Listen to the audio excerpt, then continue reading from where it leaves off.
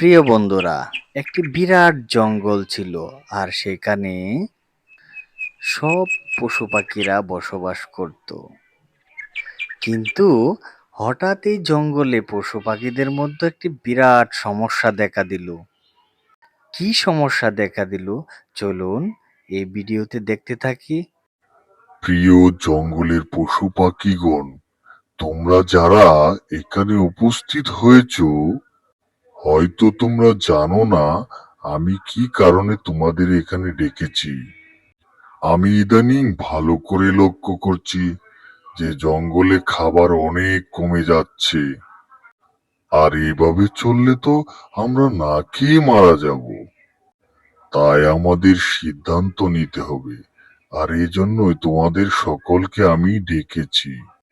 হয়তো আমাদের মাঝে এমন কেউ এই সমস্যার সমাধান বলতে পারবে। সিংহ মহারাজ, কেউ মনে হয় খাবার লুকিয়ে রাখছে। এটা আমাদের তদন্ত করে বাহির করতে হবে। আমার সাথী বন্ধুগণ, তোমরা কি আরো কিছু দেখেছো? জি সিংহ মহারাজ, আমি দেখেছি গতকালকে কাঠবিড়ালি কলা নিয়ে যাচ্ছিল। চুপি চুপি করে দেখলাম অনেকগুলো কলা। তাই বলি, আমার অংশটাও কেমন কমে যাচ্ছে। আমি আগে অনেকগুলো কলা খেতাম, কিন্তু এখন অনেক কম পাই। না না সিংহ মহারাজ, তারা মিথ্যা কথা বলতেছে, আমার নামে বদনাম দিতেছে। আমি কিছুই করিনি, বানর ভাই ভুল দেখেছে। আচ্ছা, সকলেই তো কথা বললো, কাক তো কিছুই বললো না। তাকে জিজ্ঞাসা করি, ওই কাক, তুই কিছু বলতো। সত্য করে বলবি, তুই তো সবই দেখিস, তুই তো উপরে থাকিস।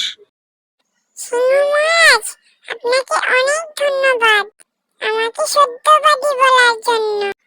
আসলে আমি গতকাল আকাশ থেকে দেখেছি কারা কি করেছে এবং কারা লুকিয়ে রেখেছে খাবার। তাহলে কাক, তুমি সত্য কথাটাই বলো, আমরা শুনি। সিংহ মহারাজ, কাঠবিড়ালি ভাই নির্দোষ। সে যা বলেছে সব সত্য বলেছে। সে কোনো খাবার বা কলা লুকিয়ে রাখেনি। জঙ্গলের খাবার লুকিয়ে রেখেছে সে হলো শিয়াল। সে একটি গাছের গর্তে লুকিয়ে রেখেছে। আমি নিজ চোখে দেখেছি সিংহ মহারাজ।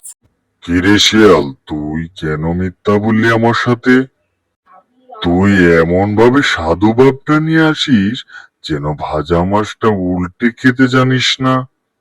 এবার সত্যি করে বল, কাক যা বলছে তা কি সত্য? সিংহ মহারাজ, কাক যা বলেছে তা সব সত্য বলেছে। আমি এই লোভ সামলাতে পারিনি, তাই লোভে পড়ে আমি লুকিয়েছিলাম। সিংহ মহারাজ, আমি ক্ষমা চাই, আমাকে ক্ষমা করে দিন। ঠিক আছে শিয়াল, এইবার তোকে ক্ষমা করে দিলাম।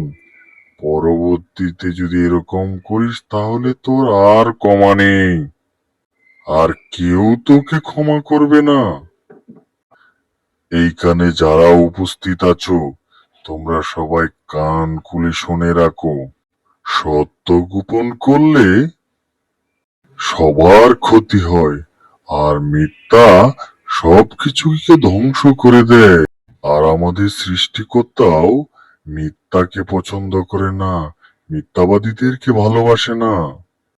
দেখো কাক কিভাবে আমাদের মাঝে সত্যবাদী হয়ে উঠেছে, আর কাকের এই সত্যবাদিতা হওয়ার কারণে আমি তাকে বিশেষ সহকারী হিসেবে নিয়োগ দিলাম।